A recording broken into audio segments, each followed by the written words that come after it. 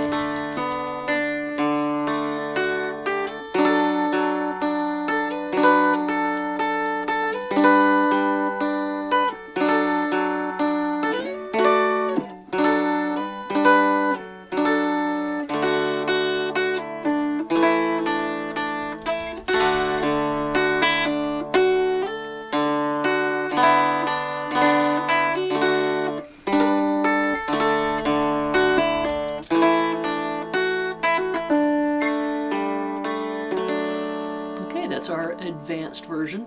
Let's play through the intermediate version. This is the part that you should have been playing at the same time. 1 and 2 and 3. Let me make sure I've got that where I can see it good. Yeah. 1 and 2 and 3 and... Let's get a better start than that.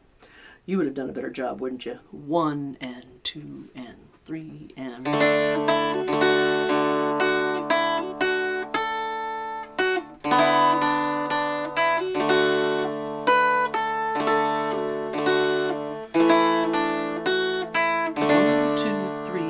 harmonic.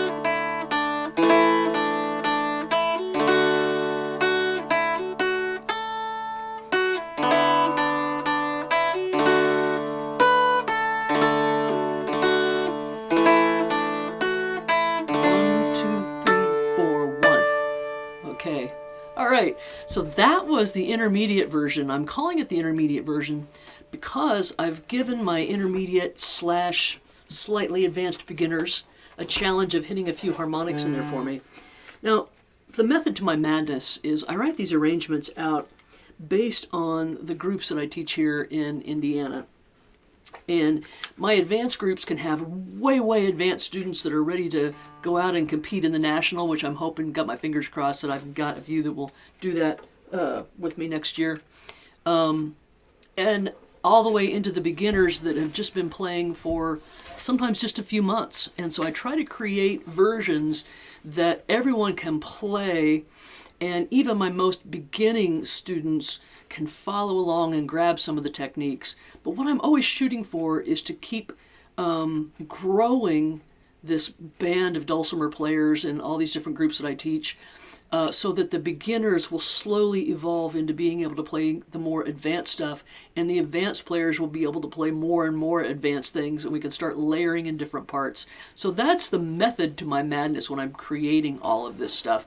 Sometimes the arrangements that I write out might not be as pleasing as something that I would write out to, say, compete in or to perform, but they're designed to challenge my students. You gonna sit back down, or do you want to check that out? Do you need a treat before we get started again? I think I have one in my pocket. There you go. That's a peanut butter treat. You're pretty cute. All right, so let's break down this advanced dulcimer part.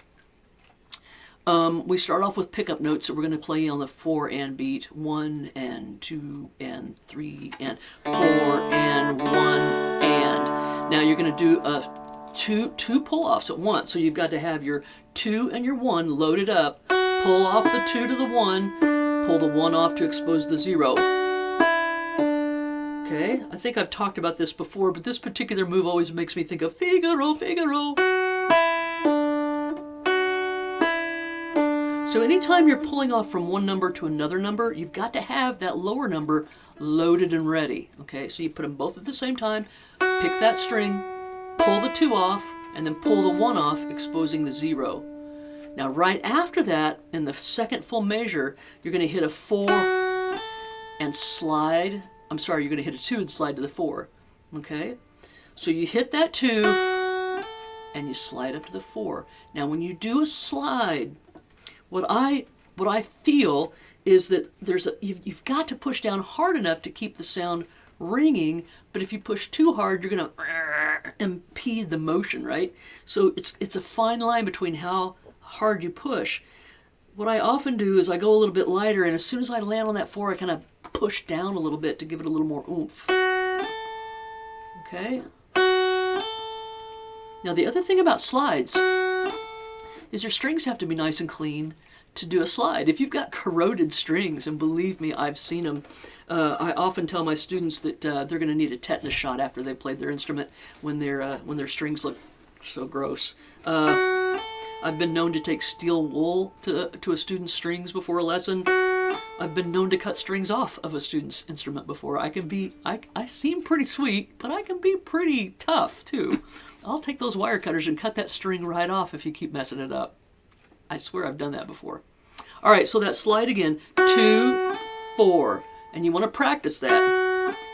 Now, if you're not sliding, I just discussed that, you can take a little steel wool, very, very like, triple aught or something like that, and just take the little bit off of that string that might be slowing you down. The other thing you can do is get a product called Finger Ease and very lightly, spray it across your strings, and it'll give you a little lubrication.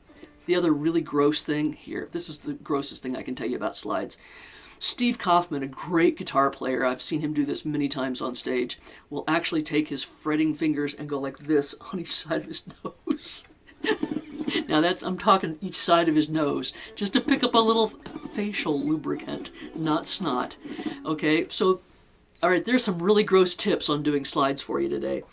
All right, let's negotiate this first line, and then we'll jump on the second line. I'm full of yammer today, aren't I? Slide, and then a very simple.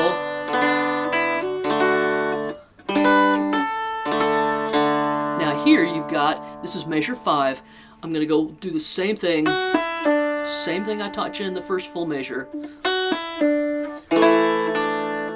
Now, here's an interesting thing in measure 6. We play that A, my thumb's grabbing the 2, I'm going to put my 1, make sure it stays down on that A, and I'm going to hammer on and pull off with my thumb. Oh my gosh, some of you hate this so much. Hammer on and pull off with my thumb. So here's my A chord under my fingers. See how I did that? Hammer with the thumb, pull off with the thumb. And then we follow that with a pull off from the 1 open. So it looks like this. See if I can angle that to where you can see a little bit better. Let me throw that finger out so you can see it. So there's a hammer pull off with the thumb, and then this finger pulls off. There we go. That was a good look of it. A good look at it, I should say. All right. Believe it or not, but I haven't had that much caffeine this morning. Okay, let's look at measure 6. I'm going to play measure 6 and 7 back to back. Okay, 3 and 4 and 1 and 2. Okay. All right. Now, measure 9.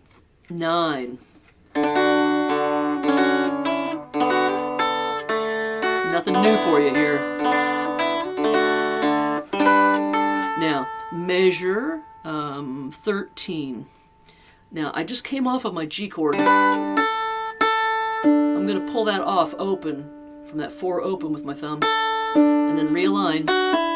Same move I taught you in the first measure.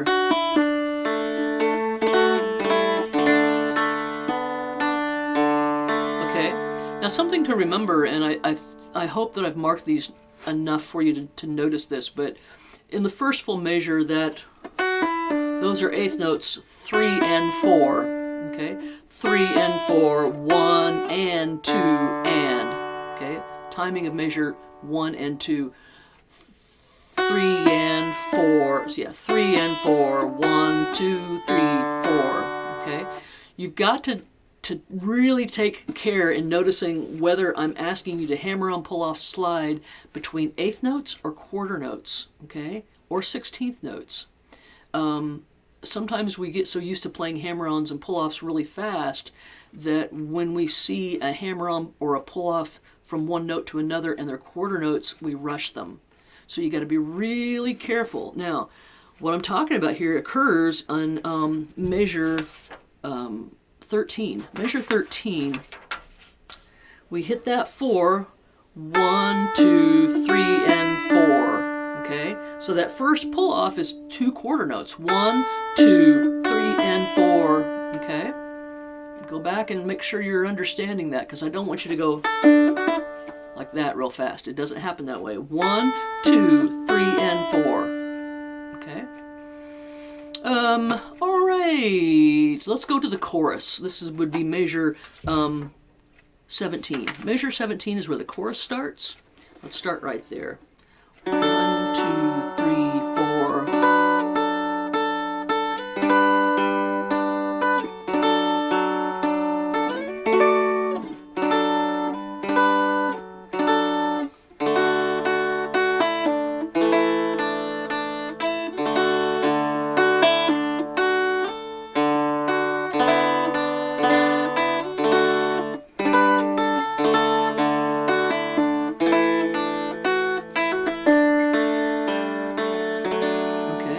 So those same techniques that I taught you in the first few measures show up again. So you got a few chances to do exactly the same thing on this advanced version. All right. Now let's talk about the intermediate version. Let's see. I think I've even. Yeah, I have played this for you. The intermediate version on measure 7. You're going to say, why is she showing me measure 7? Because all I have to do is this: 1, 2, 3, 4. What I'm doing is I'm giving you enough time by hitting that and letting it ring 4 beats to get ready for measure 8, which you're going to pop your harmonic on that bass string, okay, 7th fret. You getting restless? Do you want another snack? So, the method to my madness here. I've given you a whole note strum on measure 7 so that you have plenty of time to crunch your bone and then hit your harmonic, okay? So let's look at measure 7. Ready?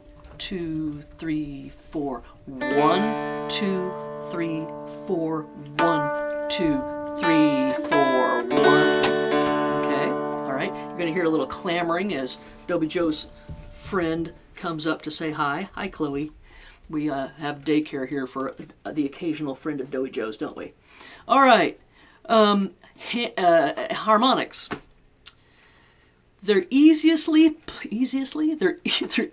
play on the 7th fret. Now, remember when you do a harmonic, and we've talked about this a lot, you want to place your finger exactly right over the actual metal piece of the fret, and you want to be on the high side. So here's my 7th fret right here, and I want to be up here on it, okay? Now, you're going to be right over the metal piece of the fret, and you're going to touch it so lightly that you barely make skin contact. Now when I say barely make skin contact, that's exactly what I mean. You don't, if you see that move, that string moving under your finger, you're pressing too hard. Okay, are you taking this in? So you hit it very lightly, and if you pull away, you're most likely, why don't you stay with us for a little while? You can stay up here. You're most likely to let that ring a little bit longer. If you keep your finger right where it was, you run the risk of accidentally laying a little bit more weight down on that string. See how it kind of stops? Here's a nice ring. Okay, here's one where I leave my finger down too long and it kind of mutes it out. You hear it's very subtle, right? Very subtle difference. Okay, so measure 7 and 8. Measure 7 is 1, 2, 3, 4, 1, 2, 3, 4, like that, okay? All right, let's see what else on this intermediate version that we might need to negotiate. I think you guys are going to be plenty ready for all of this. Sometimes the hardest part about playing some of these intermediate and beginner versions is you've got to be able to count and know that you're going to wait around a little bit sometimes before you play your next note. Measure 19 and 20, for example, 1, 2, 3, 4, 1, 2, 3, 4, like that. You got to wait for a while. Make sure you count those out right. And if you count this accurately, you should be able to play your part right along with the very first version I played for you. Have you had it enough? No, you're just not sure? Okay, let's look at measure 30, 31, and 32. The last 3 measures, because you've got 2 harmonics to negotiate there. Okay, so if we start on measure 30, 3 and 4 and 1, 2, 3, 4, 1, 2, 3, 4, 1, 2, 3, 4, like that. So you've got the 7 on the middle string, and then the melody string harmonic. Okay, let's do that one more time. 1, 2, 3, 4, 1, 2, 3, 4. Okay, one more time. I'll count us into it this time. 1, a little bit slower too. 1, 2, 3, 4. 1, 2, 3, 4. 1, 2, 3, 4. 1, 2, 3, 4. Okay? All right. Now, if you need any more tips on your harmonics, just pop me a message and I'll talk you through it. But we've talked about harmonic techniques so many times in previous lessons. There are some tricks, more tricks I can share with you, but I don't want to overwhelm you right now. Just try to get those tones. You can try them on all 3 of those strings and start out on your 7th fret. Right above the actual fret, remember, you're barely making skin contact. And then you're going to pull away. From time to time, I'll ask you to do them all at the same time. You got to take your finger, lay it flat, and do that. All right? But that we'll save that for another day. Okay, gang. I hope you learned something from these 2 versions that I've given you on Hard Times Come Again No More. If you want to receive a copy of the actual tablature, I do ask for a $5 suggested donation when I send you guys tablature. It's not necessary, but so much appreciated. It's really easy to do by visiting karabarnard.com and hitting my tip jar, or as I've said in previous notes that I've sent out, you can also send me an old-fashioned check through the mail, but $5 is all I ask, just to kind of cover my expenses for doing this in my time, and to help me keep more of it coming for you. All right? Hey, thanks so much for hanging out with me today. I really appreciate your time, and I'll see you soon. Thanks. Bye-bye.